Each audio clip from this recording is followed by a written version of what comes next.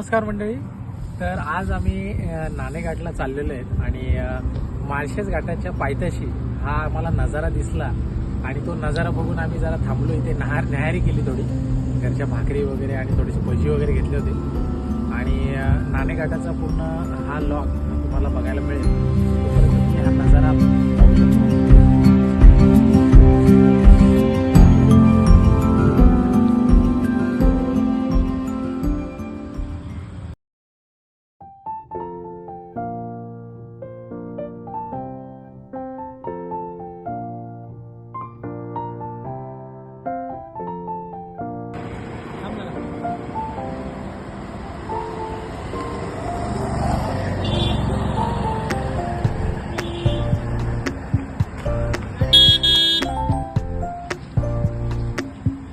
मंडळी, इथे आपल्याला वैशाखरीच्या इथे आपल्याला थांबायचं आहे. टोकावडे सोडल्यानंतर काही 3-4 किलोमीटरवरती वैशाखर आहे. तिथे कमान आहे आणि इथे बाजूला पार्किंग आहे, तिथे तुम्ही पार्क करू शकता तुमची गाडी. आणि इथून 2 तासाचं ट्रेक आहे नाणेघाटासाठी. चला. तर मंडळी, ही कमान आहे. इथून आपल्याला मस्तपैकी ट्रेक करत जायचं आहे. नाणेघाटाची संपूर्ण माहितीचा एक बोर्ड लावलेला आहे, तो बोर्ड तुम्ही वाचू शकता इथे आल्यानंतर. नाणेघाट हा खरं तर महाराष्ट्रातील प्राचीन असा घाटमार्ग, म्हणजे व्यापार सुरळीत व्हावा यासाठी हा घाट खोदण्यात आला. याचं एक टोक जुन्नरच्या दिशेला आहे, तर दुसरं टोक हे कोकणातील मुरबाड तालुक्याला जोडतं.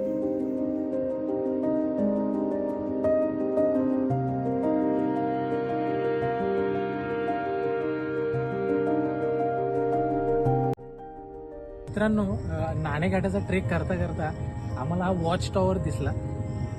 या वॉच टॉवरवरती जाऊन मस्त या जंगलाचा नजारा आपल्याला पाहता येईल. चला आपण बघूया.